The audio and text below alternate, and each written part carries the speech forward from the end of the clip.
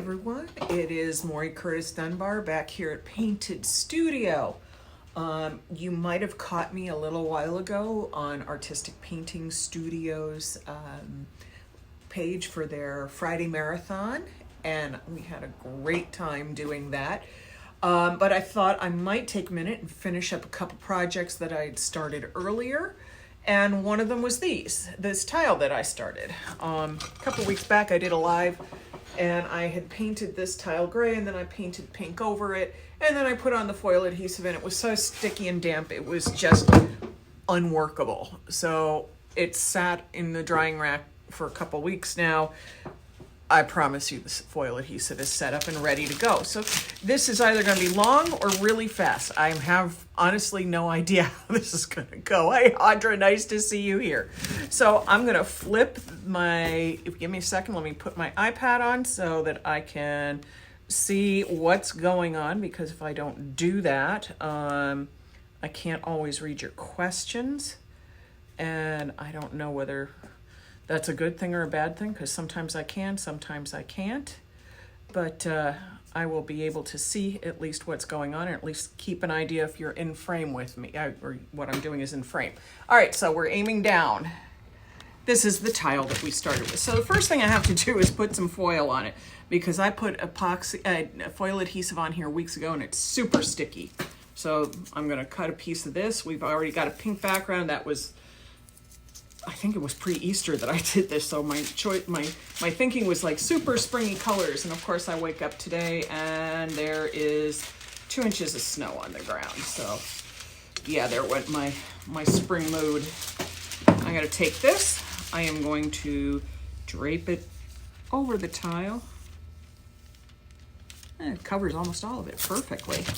And then first I'm gonna just rub it with my hand, get all those bubbles out.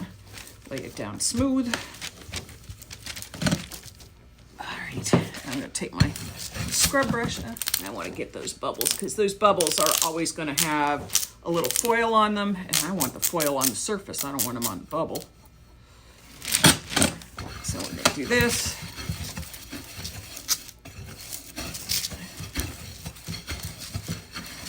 And I do verticals and horizontals, because if I scrub in circles, I could see the scrubbing pattern in the foil once I peel it back. Let me put this tape that was sitting on the back of my hand on the roll so it stays closed. And here we go.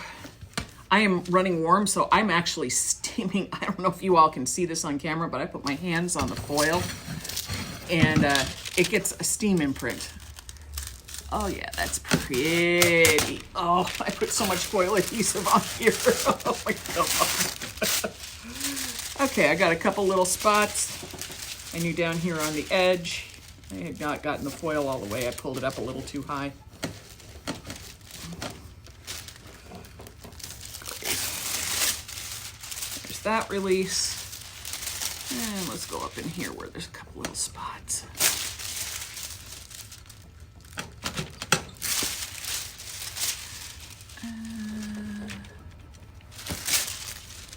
There's a little piece of foil stuck on there. I'm going to take my picker and pull it off. Okay, so I've got my foil on here, and it's well coated. I'm okay with that. But if I really was worried that I didn't have enough coverage, I'd take a second piece. You don't want to go over it with used foil. If you're going to try to catch up any cracks and everything, you definitely want to try it with a fresh piece of foil. I'm going to put this back on here. Now, this may not look like it does anything when you look at it, but what it will do for me is kind of seal up any little extra grab spots.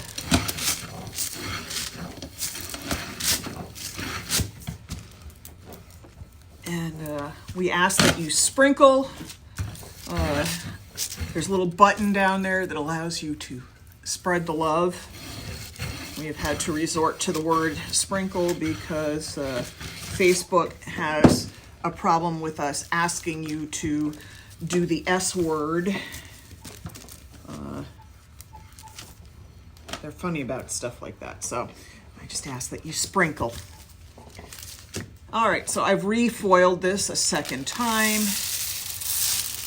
And while that doesn't look like that is a lot coming off, you can see that the second pass actually took quite a bit of foil off of there because I had applied this so thick and it was ridgy. So now we've got this cute, I mean, just that alone is super cute. Pink and orange and silver tie-dye, super cute. I took my Cricut Maker earlier.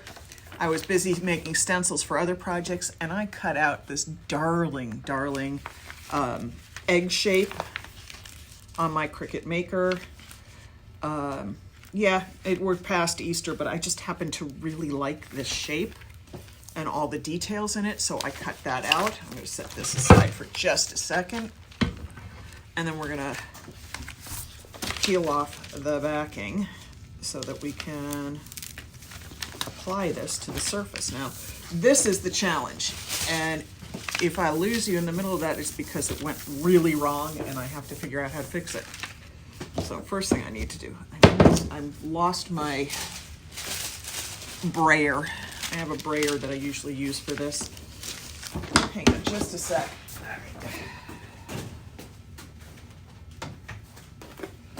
All right, so I found both my tools that I wanted. So you can use this kind of brayer or you can use this kind of brayer, which is more like a squeegee. And when you do this, it helps to heavily adhere the stencil to this backing sheet versus the paper backing that it was originally on. You want that because otherwise it will not release well. And so you kind of have to go gently, gently, gently. And if it's not going to want to do it, then you kind of have to help it along. And see, I just got it stuck to my thumb, which is not what I wanted to do, but I can make it work. All right, let's roll this back. And rolling back like this way, instead of pulling up like this causes problems with it sticking to the back of the backing paper as opposed to rolling it carefully like this. And that allows it to roll off the backing paper and stick onto the front paper, the front film. Of course, now I got my fingers stuck in it, so that makes it all harder. And I often use one of these, which is what I should have been using instead of my finger. And then I just go in, I kind of use the tip to peel it off and stick down. This is, for those who have used Modelo's, it's the same principle. It's just that I made this one myself instead of ordering it online.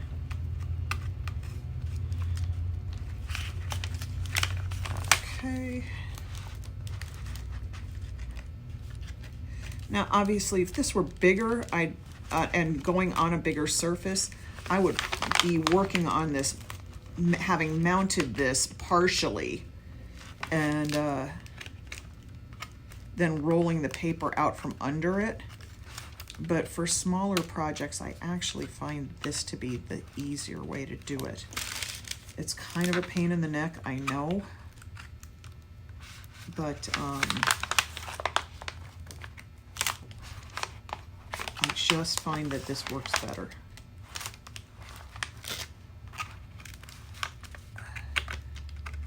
This is a slow process, so you just get to sit here and watch me pick and weed on this. I didn't want to do it before the live because I want everybody to understand the time that this kind of stuff takes too. And quite frankly, we all have a lot of time on our hands right now.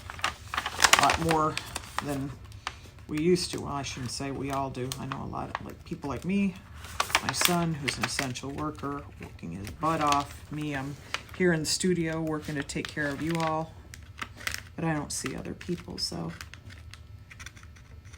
This is the same as being in isolation at home for me.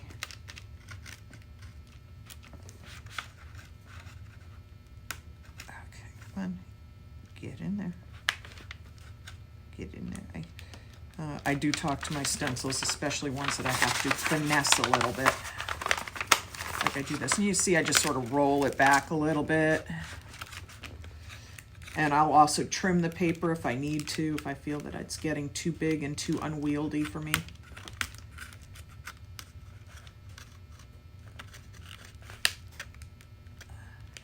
Come on. Come off of there, you little dots. There's little dots that don't want to peel off and little flower petals that want to stay stuck to. Come on. I can see you. We got fun things to do today. Don't get stuck away from me. I think I'm at a point where I really do need to cut this paper because it's getting a little awkward. There we go. Cut off about a third of it. Almost half, actually. All right, so let's go in this way. And I just shift things around.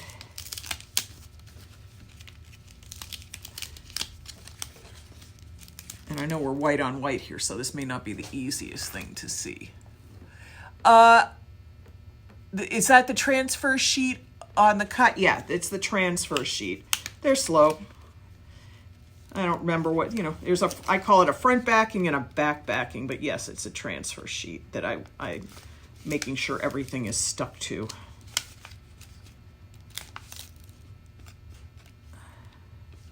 This is the paper silicone coated backing that comes with the vinyls. And this happens to be a special textured metallic vinyl that I used for this, and it's permanent adhesive, which means that it's going to be, stickier, which is part of why it's a little slow to come off the backing.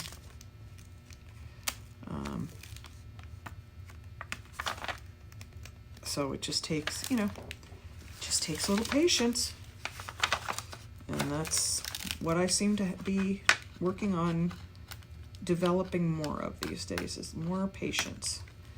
And generally, I love this kind of stuff, except when I'm doing a live, because I like to move a little faster for you guys. But if it were me here by myself, I'd be like, it's just taking a little while. I don't care. Try not to get stuck to my hand.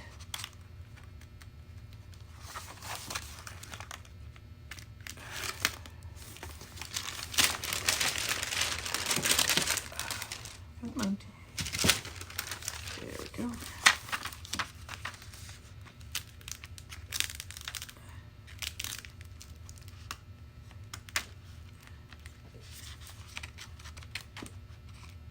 All right, we're getting there.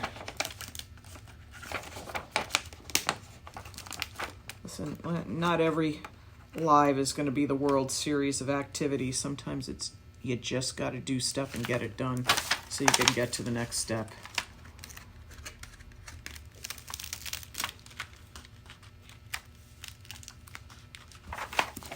Come on, the little dots just don't want to stick. I'm go flying elsewhere is what that one just did. Not that it will make a difference in the long run. Nobody will see it was missing but me.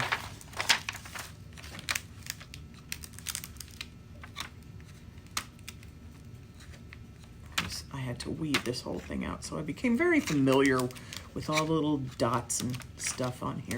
All right, I'm going to cut this here just because we've taken so much off. I want to go approach a different angle.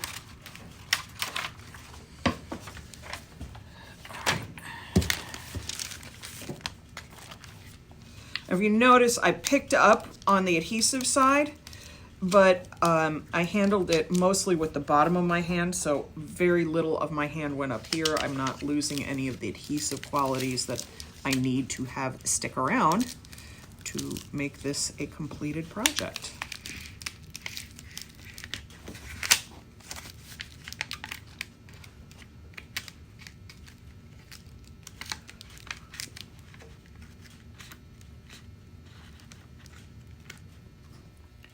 And there's another little dot that just went flying.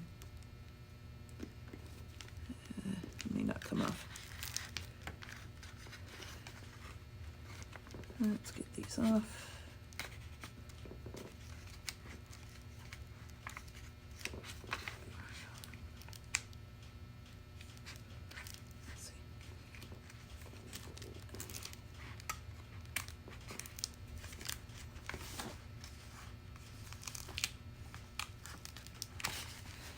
Oh, we are getting down to the last of it, and of course none of it wants to just roll right off as easy as pie. It wants to challenge me.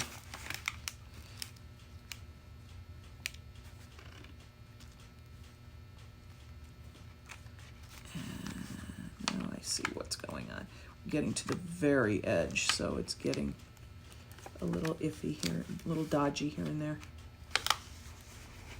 I'll put one here since it wanted to roll the blue off on the other side. And I'm going to balance it a little bit.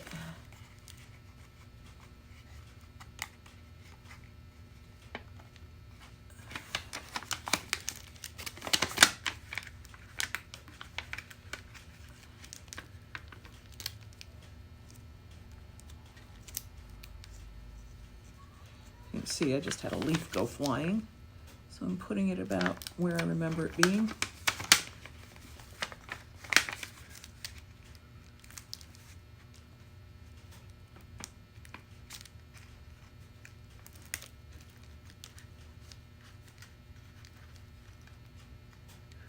These little dots are going to kill me.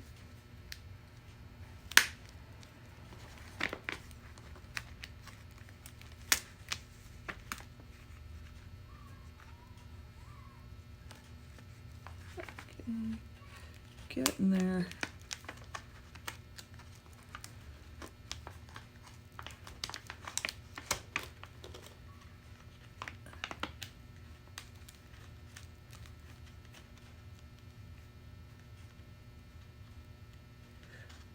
Oh, come on, go on. Now I'm just sort of making up where the dots go, because if I don't get them off of here, it's going to make me crazy. There we go. Yay, it all came off. All right, so I've got that. I'm going to set that just to the side over here, or actually I'm just going to hold it. And I'm going to look at my tile and see where the most flaws are, and I can see that spot already. I'm going to put this on here like this. I am not trying to get the entire pattern on. I just want to get this on here. And I'm going to rub it. I'm trying only to rub the sticker area. I don't want to put a lot of tension on here after just putting the foil adhesive on, or having the foil adhesive on and then rubbing the foil over it. I don't want to, this foil can be a fragile surface, so I don't want to screw that up. This is coming off really much better than I expected. Yay! Seriously, that came out way better than... This is the first time playing with this one, so I was afraid I might have totally screwed it up. I'm going to take my scissor, or I could take an X-Acto knife, and I'm going to clean up that edges. Just trim off those last little bits that are floating around on there. You know, and it might be that this came off even better because I was working over a little foil adhesive that might even still feel some damp stickiness. You know, not goopy gummy like, you know, like Scotch tape on here, but there's a little adhesive feeling because the films from putting on foils are so thin. Look how cool that looks already. So that just came out great. So obviously this is going to be top coated, and I wanted to introduce you all to the new epoxy that we just brought in. So we're going to do that. We're going to do it over this. I'm going to move the camera back a little bit. I think you can see. Let's check the visuals here so I know you can see me. There we go. Okay. I wanted to make sure that's in there. Our new, where did I put it? I put it so far away that it's not within my reach. We are working today then with our new product called Art Glass. Art Glass is a 2-part epoxy, similar to the art resin, but it dries harder. So I like it on rigid surfaces like this. I really like this product. It dries very, very crystal clear, dries very, very hard. And so it's perfect for doing something like a tile where you want it to dry harder, like almost like trivet style.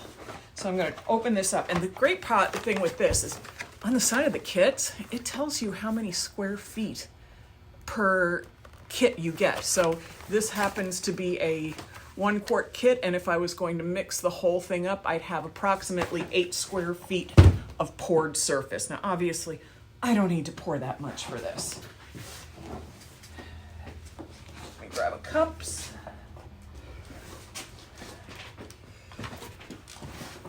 Sorry, I'm waddling around here a little like a duck because there's cords everywhere on the floor.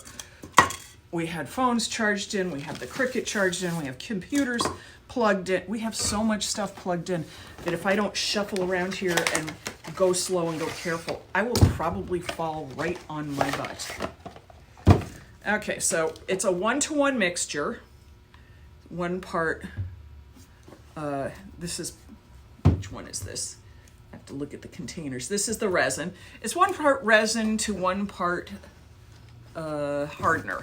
So you want to pour exactly equal parts. If you're not good at pouring even and equal, get a measuring cup. Do not do this freehand if you're not good at it. I'm pretty good at it. I've been doing it for years, so.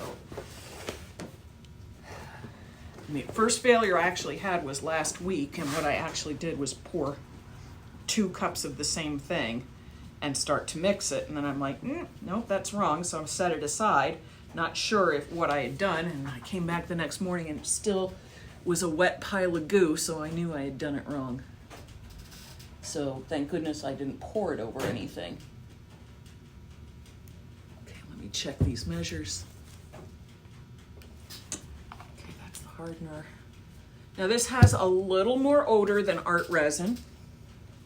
It's by no means super stinky, but it has the equivalent odor to any of the other countertop epoxies that I've used.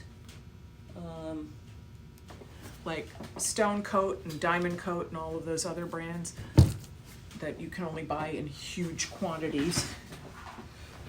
I'm gonna find my sticks, and I gotta find some gloves to put on. Here we go. You do not want to do resin without gloves. Resin is alcohol solvent, either denatured or isopropyl. Worst comes to worst, you'd probably get away with using Everclear. Vodka may not have enough solvent in it. And the reason I'm telling you all these different forms of alcohol is because we know that certain alcohols are hard to get a hold of right now. So I'm giving you all your options. In this one, the thickener is, or the resin is a little bit thicker than the hardener, so you want to pour the thicker product into the thinner. Why? Because it guarantees better mixing. You're going to scrape all the heavy stuff out of 1 cup into the next, and you really want to empty out your cup. You don't want to just pour it and say, good enough, because that imbalance could be enough to keep your epoxy from hardening properly. If you don't have equal parts, if you get too much resin and not enough hardener, your epoxy will never harden. Or it will harden unevenly. If you get too much hardener to the amount of resin, it will set up way too fast and be very, very brittle. Not strong at all. All right, so I've gotten that all scraped out. I'm gonna scrape the sides, and you're gonna stir. No delicate stirring, because you don't want to make bubbles that you have to pop later. That's what the torch will be for later. You want to stir aggressively and completely and thoroughly.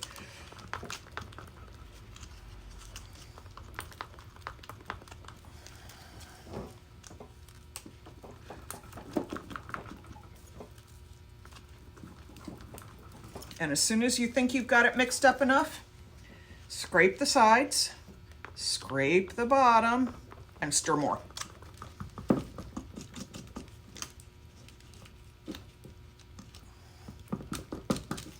I think the containers, the box will say stir a good couple of minutes.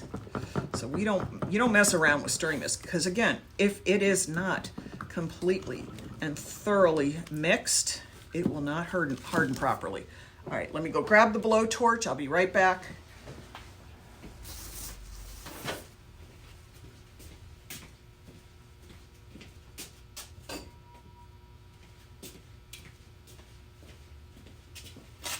And just one more second. I want to grab one more thing.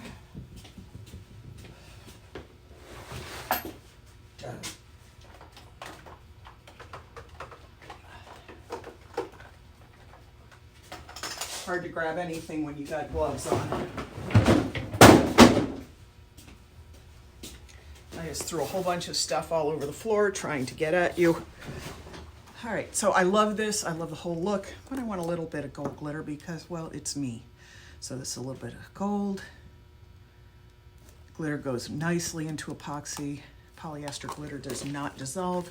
It's generally color stable in here, although I always say test, because there is nothing worse than getting glitter that you think is color safe in epoxy and then it leaches all the color off the surface and then turns your epoxy color, the glitter, and you have basically white glitter.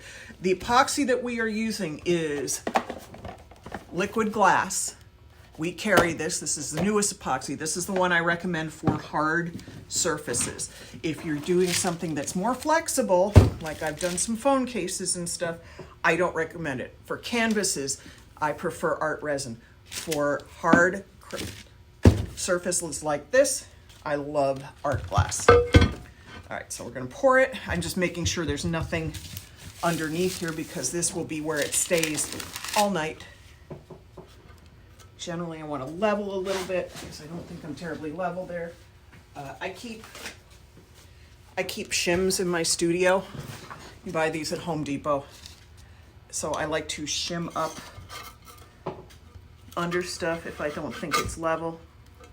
I don't want to put that there because then it's going to end up glued, so I think I'll stick it under the can a little bit. Let's get the shim. All right, I think we're fairly level there. And now to pour the epoxy. And again, if I don't answer your questions right away, forgive me. I'll come back to them after I post this online. I'll answer every question. I don't forget anybody, and I always come back and check. You can also message me. I will answer any questions you have about this video. All right, I've got that spread. I'm just gonna let that sit for a second because I can.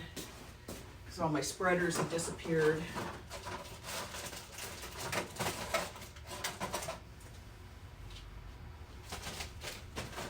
Shoot. I don't know what happened. All my credit cards and I have a box of cards that I keep floating around just for stuff like this, and somehow it's managed to disappear. All right, let's do that. Get my iPad out of the way so I don't accidentally cover my iPad in epoxy. Don't laugh, I've done it. Fortunately, it only hit the case, but yeah, I've done it. So I'm just moving the epoxy to all of the edges. I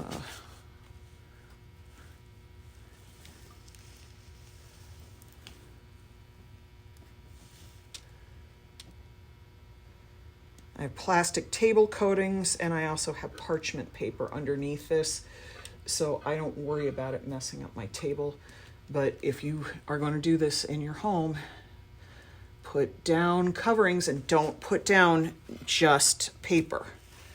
Parchment paper is non-porous, so that's perfect for this, or a silicone paper, which is not as easy to find, or even press and seal and then put a plastic bag over it or paper bag over it, because the epoxy will soak through the paper and then the paper will stick to your table. What I'm doing right now is just making sure there's a little bit of epoxy on the whole edge so that when this starts to drip, I don't have drips of epoxy on the sides, but not a consistent, even edge. And so I probably mixed just about an ounce of epoxy, which was pretty much all I needed to do this. This is an old floor tile from my bathroom here in the studio. It's got a chip in it. Right here, it's got a little chip in it. So when this is done, I can have two options. I can back it with cork, or I can put little rubber stoppers like you see, you get them at the hardware store. One way or the other, there will be something under here so that the harsh tile back doesn't sit flat. And you can use it as a food trivet or as a tray, because once this is cured, the epoxy is food safe. Hang on.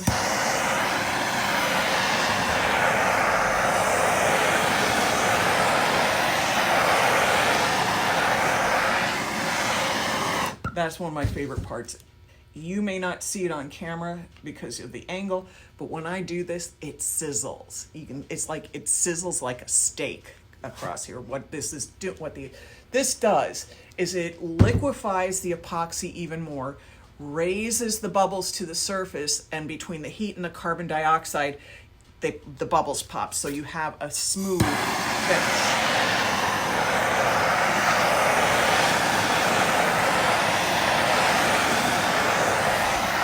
And as you can see, I am torching sideways, not straight down, because that's how you burn stuff. And I guarantee you, because I have done it, you can burn your foil, you can burn your sticker, and you can burn the paint. You can't burn the actual epoxy, but you can burn everything under it.